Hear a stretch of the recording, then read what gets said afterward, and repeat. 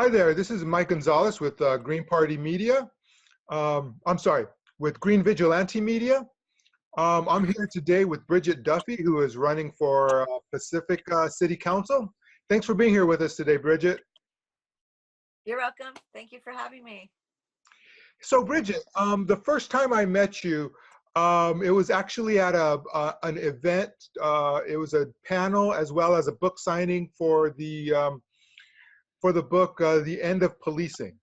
And it's a book about community policing. I know you're a very strong advocate for police oversight and controlling police brutality and violence. Do you want to tell us about that, and how does that pertain to Pacifica there? Yeah. Well, yeah. Like you mentioned, what drew me into being a little bit more radical, because I was a middle-aged woman. I hadn't been, I knew that the politics, and I discuss it in coffee shops, but I never actually was somebody who wanted to get boots on the ground until my ex-husband, the father of my daughter, was shot by the police in Napa in the middle of the afternoon. He wasn't committing a crime. The cops weren't even called.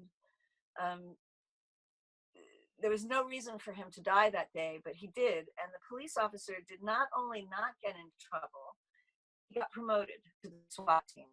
And at that point, this was about 6 months after the Oscar Grant incident, or maybe 10 months after that. And I was like, wow, something has gone really wrong here. He wasn't black. He was a white man, but it doesn't matter. It doesn't matter. The truth is we're seeing a lot of African-American men be shot on TV, but there's a lot of other people being shot, and it's kind of creepy that we're only seeing the African-American people. It's kind of turning into, I heard one man describe it as a snuff film situation, where you're seeing so many of these events that it's unbearable at this point. I think something has to be done. And it doesn't really apply. We have had police violence in Pacifica, but the biggest problem is the police have pretty much, through their union and through them looking at it as a corporate model that needs continued growth, they have confiscated more and more and more of our budgets. They have become more and more the people that are in key positions, like city manager. They go from sheriff to city manager, or sheriff to supervisor, which we have in this county. And once these people are in positions of leadership in roles of representation, who they're representing is the police department, and their answers to our problems are always policing. So that increases the police budget more. So what we see is this corporate model of a militarized police department that is starting to view citizens as enemies. So this is a big, huge problem. It's a big, huge problem for every American. It doesn't matter where you're from, but what pigment of your skin is going on, whether your genitals are inside or outside your bodies. It doesn't matter. It affects every American to have a militarized police department like this. It was not what our country was intended to. We were not supposed to have a standing army in the street. There's all kinds of rules about the containing the power of military and police in this country as far as the Constitution is concerned, and those things are being violated. The thing is there's no voice being heard, because I think they're being squashed out for the people to assert their will on the budgets of the city, on the budgets of the country. We don't want everything to be answered with more policing, and we have to assert that. I have nothing against police. Yeah, I have nothing against police, and it's not that I mean, good police, and I know as a fact there's very bad police because they killed my ex-husband. So, but a lot of police are good people, and they want to do a good job. And it's really the police union and the Police Chiefs Association that have turned into this think tank, this almost conservative, racist think tank, and they're guiding things from up there. But that's another aspect of democracy. The police themselves should have more of a voice themselves within their police departments.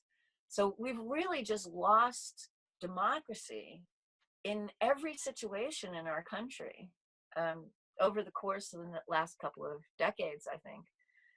So I think it's capturable. We can recapture our democracy, but you can't do it from sitting in your living room. You have to put yourself, your body, and everything out there sometimes. Excellent. Yes, I agree. It just seems to me when I see stories about police that they protect the establishment more than they protect the people, and that's I guess by design, or it's evolved into that. And I agree with what you say about police unions being very powerful. Here in San Jose, we had an independent police auditor, and the police union essentially forced him out, and he was very good representing the people, and we lost him, unfortunately, because he had to resign from pressure from the police union. That's exactly what we need, is an auditor. We need the police to have a constant vigil. There's no way we should be allowing these budgets to be, just going out of control like that without an audit. Oh, that's interesting. Well, there's a lot of corruption. San Mateo County, when I ran for state assembly, it was like being thrown into a pit of vipers. They are criminals. They're flat out criminals that are scary. They'll put chills down your spine, and they don't like people running against them. Right. And, this is un-American. It's un-American. There is supposed to be competition.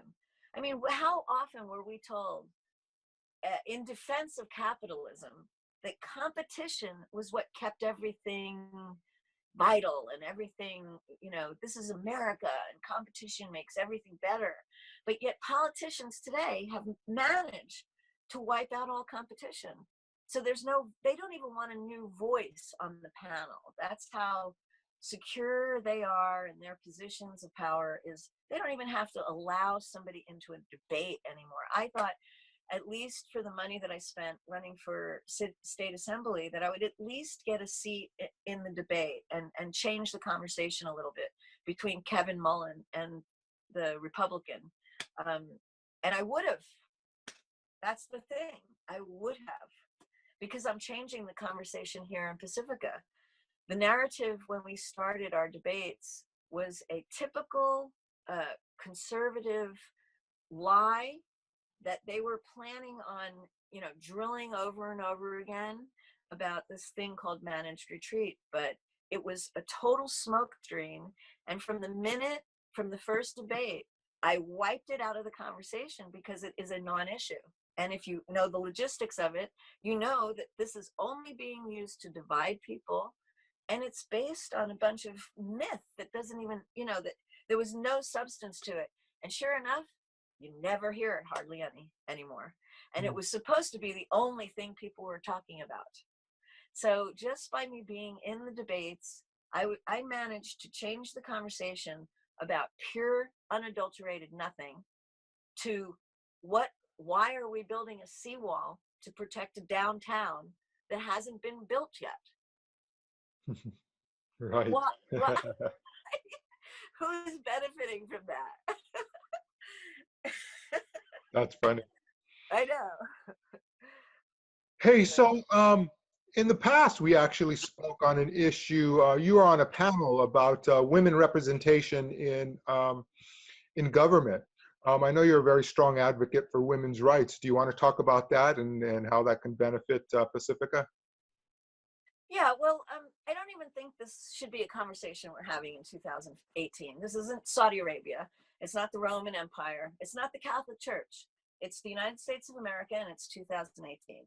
Nobody questions whether I'm going to pay the same amount of taxes as a man. Nobody's going to question that. Nobody's going to say, because I'm a woman, I only have to pay a 20% of the interest on this credit card that men pay, right? But yet we're supposed to just accept that we don't have any representation in government. They say we have about 20% representation in government, but I say, can I interview those women? Because women who try to make it in a patriarchal, misogynistic culture that politics has been dominated by for the whole time politics has been in existence in this country, are women who are willing to look the other way. They're willing to not ask certain questions. And they're definitely not women who are willing to speak up and say something that is wrong. You know what I mean?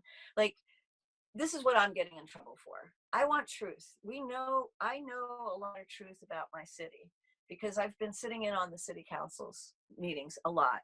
So I know exactly how things have gone down in the last 2 years. And I'm sitting up on a panel of people, 2 of whom are on the city council and know at least as much as I do, probably a lot more. Liars, people who are absolutely, we just got news, I'm sure you heard it, about the environment. We have about a dozen years to make some drastic changes or else. Right. And these people still want to talk about spending $80 million on a new library when Pacifica already has 2 libraries and voted down. The city voted down building a new library. It's a development, realty kind of banking. You know, it's like the banks are profiting also, and because they're getting, if we get an $80 million bond, how much interest is going to go to the bank over 30 years or whatever, you know? So it's a 3-pronged development. They're using our tax money to do development, much of which we don't want. Pacifica doesn't want another library. We don't want a new library. We don't want any, really, our libraries are hardly used. You know what I mean? So this is just, I'm not sure, I'm rambling. I'm sorry. Mom, I'm sorry. Maybe Is mom coming in? she's fine. Anyway, I forgot what I was. so you said you were involved in a court case there where you felt like because of it was unfair based on misunderstanding and even that your gender you feel like was not used against you but wasn't considered overall. Well, to me, it was a classic hate crime. Because if I was not a single woman alone in a vehicle, that man, if my husband was driving or my son was in the car or I wasn't a woman at all, I was a man, no way would he have assaulted me the way he did. It was all based on the fact that I was a single, vulnerable woman that he felt that he could abuse verbally. And you know, this has been a very, very accepted tradition in America that's acceptable. And I don't believe it's acceptable. And I think he understood that immediately and was very offended. I was being uppity. I was being because I didn't just cry and run home to my mother. I was being uppity and he was going to teach me a lesson, and he's still trying to teach me a lesson. He's a dangerous misogynist. I'm not even worried about the fact that I was found guilty or I have to pay a fine or I'm on probation. I don't, it's not like, oh, I can't carry a gun for 18 months. Damn. I'll have to put my gun away for 18 months. No, I'm not a violent person. I don't believe in guns. I don't even own a gun. However, had he been charged with assault rather than me, he would have been forced to not have a gun for 18 months on his person. Now that would be creating a safer society, not only for me, but for everybody. But this is how our tax dollars are being used by this blatantly misogynistic, patriarchal system that has been literally built up over the last thousands of years by the Catholic Church. Essentially, it's only been a couple of hundred years since the Catholic Church wasn't like the end all of any decision, you know?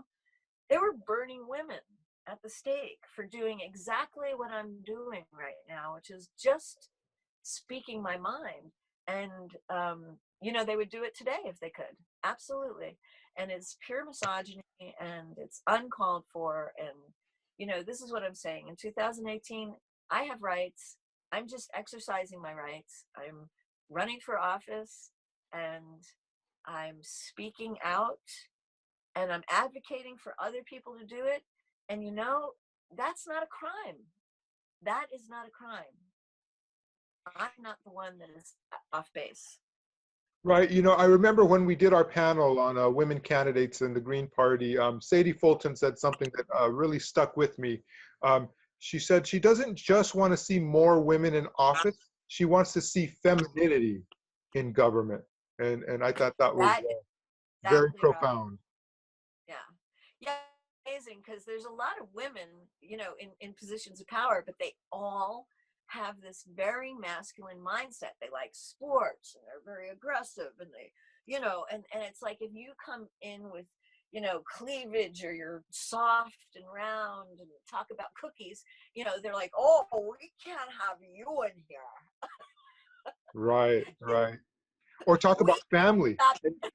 Talk about family and their children. And you know, I often think if we could, before we go to war, we could get all the mothers of the soldiers to decide whether or not we should, what kind of better world we could live in, you know? It's true.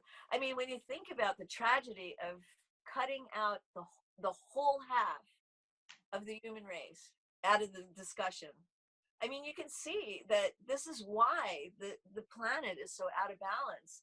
Things have gotten so bad because half of humanity has been vilified by the other half of humanity, and that is no way to benefit anybody. It's not going to benefit either one. Both sides of this ridiculous made up feud are losing. It without our unity, especially between men and women, you know, we We don't need stand each a other. chance. We do. We Yeah. absolutely do. Hey, Kate, so let's go on to the next topic. I think you're kind of, Pacifica is there in like a little enclave. It's by the ocean. Cost of living there is pretty tough. Can you talk about your views on renters' rights and then maybe a Prop 10 that's coming up to be voted on? Absolutely. Absolutely. That's what I've been fighting for in Pacifica the whole time. My mother and my true love, both in the same month, were given big rent increases and no fault evictions. A lot of people don't even know what no fault eviction is. You're paying your rent, you're taking care of the property, but you're still going to get evicted. That's a no fault eviction. He didn't fight it. My mother is, she was like 89 at the time, and she was like, I'm not going anywhere. But we did wind up getting the money together to pay the rent. But this is like taking up about 90% of her income. And my friend, it's been 3 years now. He's been basically living in his car. And he's maintained his business, which is his own business. And, you know, people are doing very well, you know, being hardy. But I met a 70-year-old woman living in her van. I can't imagine, you know, I mean, this is okay. People are looking at it like, well, the real estate industry, the market rate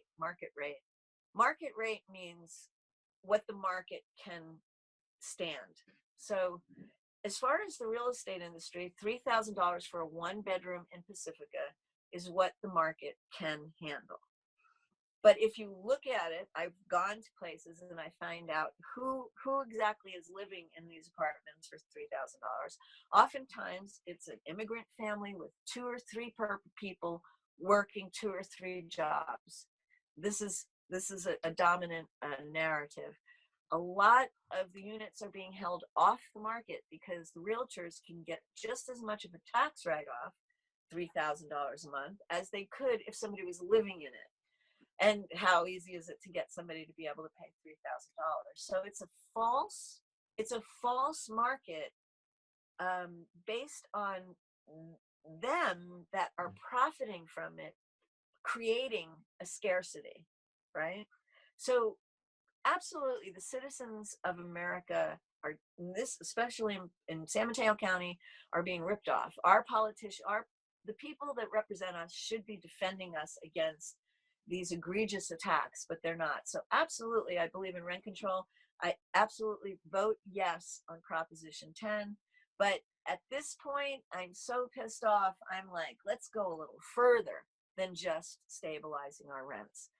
Um, we need to start asserting our our our our rights to a community. Anti-displacement is something that everybody needs to say. I am not being displaced from my community. Again, being displaced constantly is disrupting our whole society. People can't be political. People can't read the newspaper. People can't be bothered to do a lot of the things that we do in society to keep society healthy, because they are just trying to survive.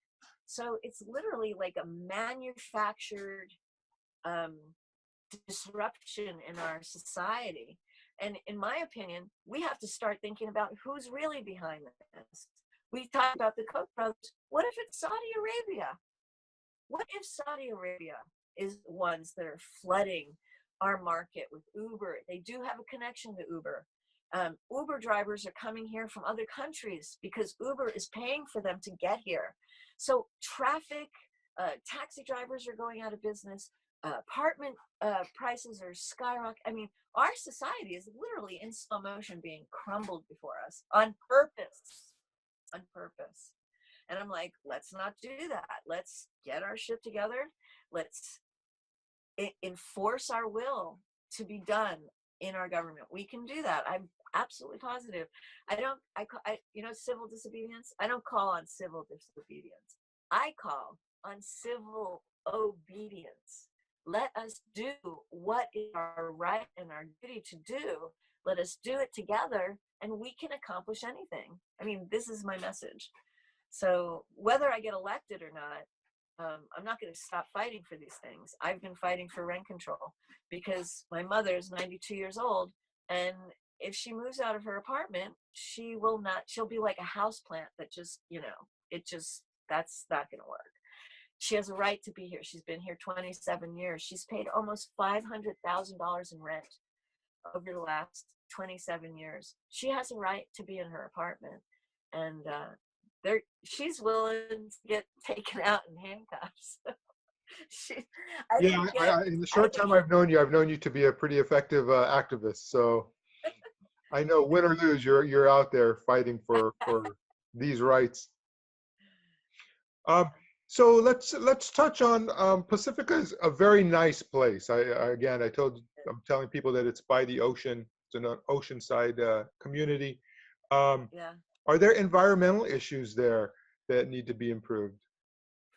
Well, the biggest, to me, we have environmental issues because we have a rising sea, and we have a lot of choices to make in Pacifica, and they're very precipicey. Like one goes one way and one goes another. There's a area down by the beach. It's a old sewer building that has been out of function for 30 years at least. That was an accomplishment of an environmental group in Pacifica. This same environmental group has saved all of our hills from being developed. We have all this beautiful open space. We have more access to nature, I think, in Pacifica than anywhere you can go, even down the coast, because we have just purposefully kept our nature free. And only through a serious tug of war with the real estate industry. Now, these same environmentalists had this dream of having an oceanic discovery center built by refurbishing the sewer buildings down there, which is a wonderful green you know, environmentally sound thing to do. Refurbish some buildings that are already standing. Now, the real estate industry wants to take those buildings down, build a brand new 4-story hotel. But before they can do that, or will do that, our city has to build an $80 million seawall. Now, the seawall itself is going to eliminate the beach altogether, because there's not much beach where they're talking about anyway. And when you put a seawall up and then the ocean rises, the water comes right to the wall, and it winds up like an Amsterdam situation. So they're spending all these tax dollars, raising everybody's property taxes, in order to put a hotel by a seawall that has no beach. So it doesn't, you know, it absolutely doesn't make sense. People come here for the beach, so they're going to sacrifice the beach in order to build a hotel. It's like that story of buying a comb to, you know, I don't know, I can't remember it, but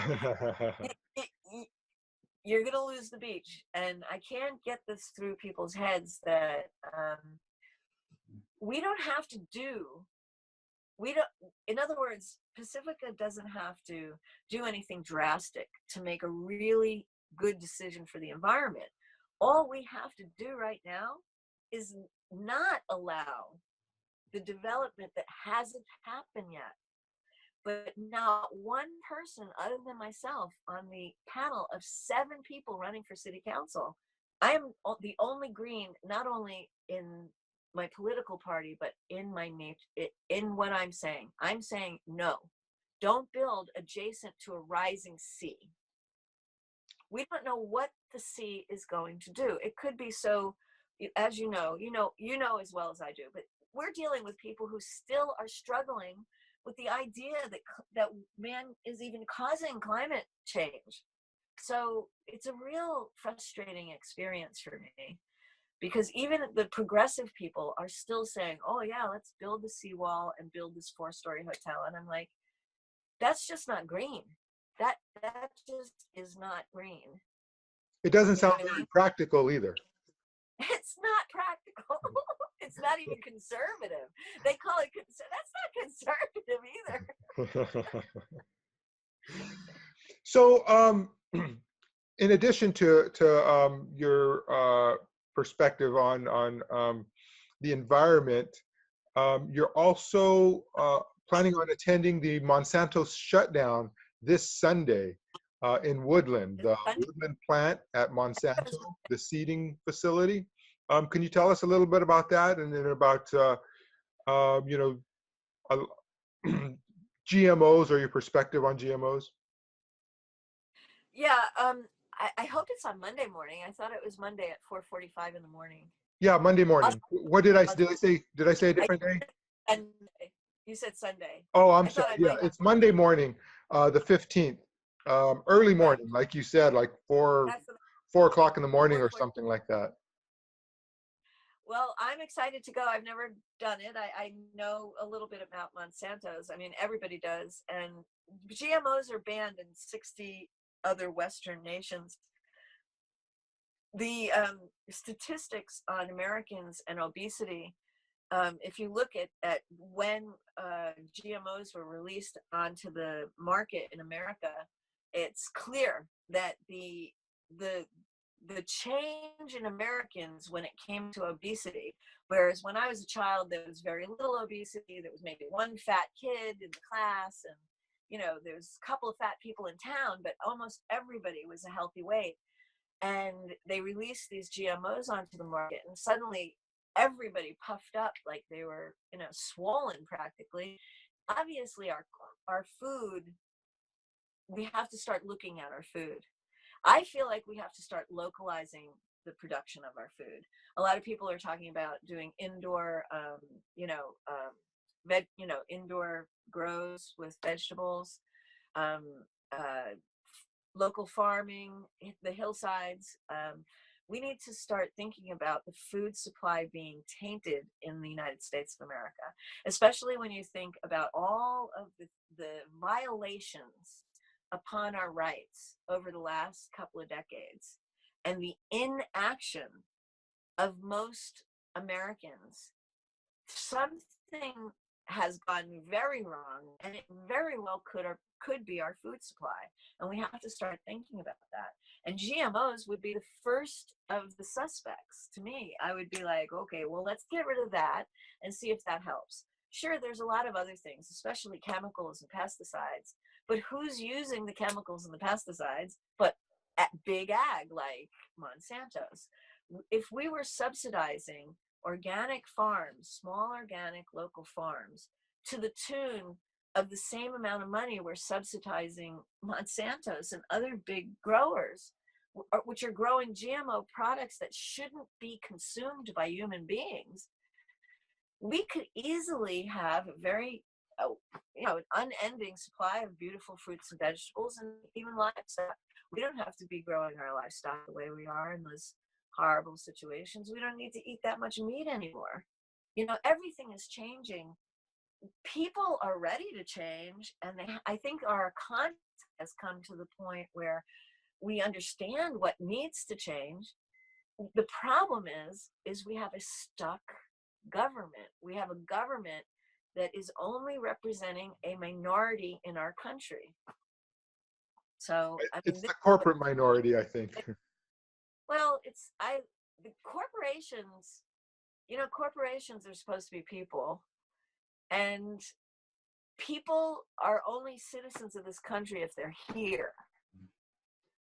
So documented and undocumented, the way the Declaration of Independence is written, if you're here, you are entitled to certain rights. But what about a corporation, people or not, that is located in China? Do they have American citizens' rights? I don't think so. That's not the way our Constitution is written. So as far as I'm concerned, we could claim eminent domain over all the property of Kimco Realty and all the property of Walmart because they aren't located here in America. That'd be great. Cool. So one thing people don't realize about GMOs, because a lot of people will argue that, there's no proof that GMOs are bad for you. But the thing is, they create GMOs to be resistant to the herbicides and the pesticides that they put on them, so that they could put more herbicides and more pesticides on these fruits and vegetables, so that, obviously they don't lose them to pests. And Dwayne Johnson was a gentleman who got cancer. It was proved in court, and he got a settlement of nearly $300 million. So, wow. Yeah, Because so definitely it's the same company. It's Monsanto that produces Roundup, also known as glyphosate, is the real name of the ingredient that's in Roundup. And it was non-Hodgkin's lymphoma. His settlement, unfortunately, is a small compensation for the fact that he's terminal, Oh, but it's a good sign, because it does mean that there is a financial penalty to be paid. right. And I'm understanding that there's a lot more court cases now for that. So shutting down the Monsanto seed facility is certainly a step in the right direction, and something that can definitely have an effect for the better in our world. Well, I'm actually going more to connect with the people, because, to be honest with you, the model that we've been using as resistance activists of showing up with a bunch of signs at a company is just, to me, it's not really working. I think we would be much better off. I like getting together with people. This is what needs to happen, and I'll go to Monsanto's to do it. But what I hope people will start doing is actually divesting from these companies. Like, if you have a 401k, if your city has a retirement plan, we need to get these, especially the city money or the county money or the state money, we need to get the divestment to happen from these big corporations. If we can do that, they will crumble. They are dependent upon all of us who own stock in the company. It's not all just rich people, it's everybody with a 401k. If everybody went through their 401k and just said, you know what, I am only going to deal with environmentally sound, helpful people-oriented projects, and you took all your money out of the fossil fuel industry and the pharmaceutical industry, people are afraid to do that because they don't want to lose money. But the truth is if we really did take all of our money and refocus it, it would be no problem to put the bad guys out of business and to support the young up and coming companies that are answering or trying to answer some of these problems, but they're being overwhelmed by these big money interests, which, I mean, to me, this is what it's all coming down to. Money, which at this point is almost laughable. They're making up like Bitcoin, and like it's becoming this totally imaginary thing where you can just make $1 million of this and $1 million of that, and I'm going to pay you $50,000 an hour. I mean, $97,000 an hour somebody makes in California. Somebody did the statistics. The lowest paid is blah blah blah. The highest paid is $97,000 an hour. This is insane. It's just insane. And when you have people in the street and you have people, hurt and dying because they're in the street, and you have some people that are so rich they don't know what to do with their money, this is what needs to be straightened out. Absolutely, absolutely. Just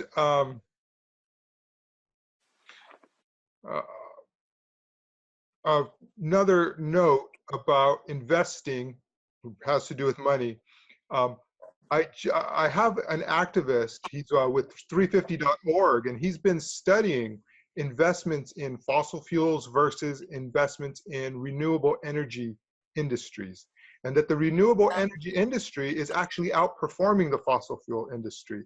So the fossil fuel industry is a dying industry. The renewable energy is a new industry and outperforming. So when you talk about divesting your 401ks and your retirements from fossil fuels, it's actually a profitable proposition.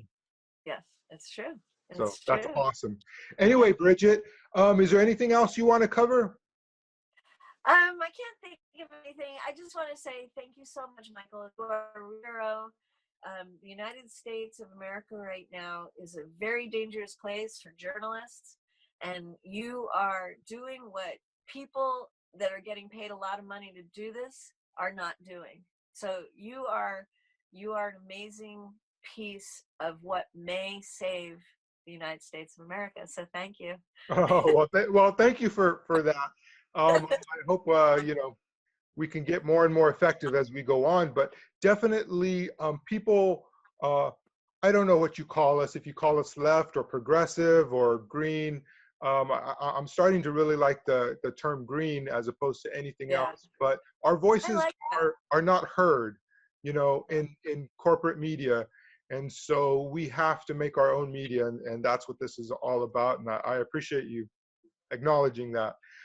Bridget, is there any websites that we can go to find out about you and your candidacy? And I'll post it here on the video.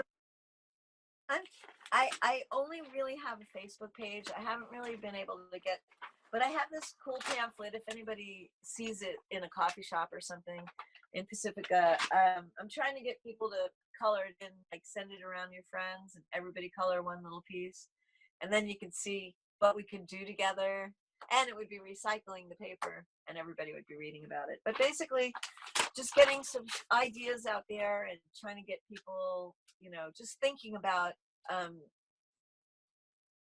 It's not, our elections have been tampered with. Our press has been bought. Our politicians are not working for us anymore. So to me, in my opinion, what we need to do is assert our will, perhaps in a different way. But it's not going to happen if we can't get together. You know what I mean? If we can't hang out with each other and spend time with each other. Today, I had an amazing experience over at my friend's house. She's a senior. She's 99. She lives in a senior building, and a couple of people got interested in me. And it was about 6 people around the table, and we were talking about the propositions. And it was just such a great example of what happens when you get people together. Everybody's ideas changed the whole course of the conversation. Without one of them there, the whole thing might have turned out differently. And we had such a edifying experience that everybody wanted to do it again. And now we're going to be a group. And it's like when politics isn't horrifying and boring and run by megalomaniacs, you know, that can't really look past their egos. It can be a fun, enlightening experience that you want to repeat.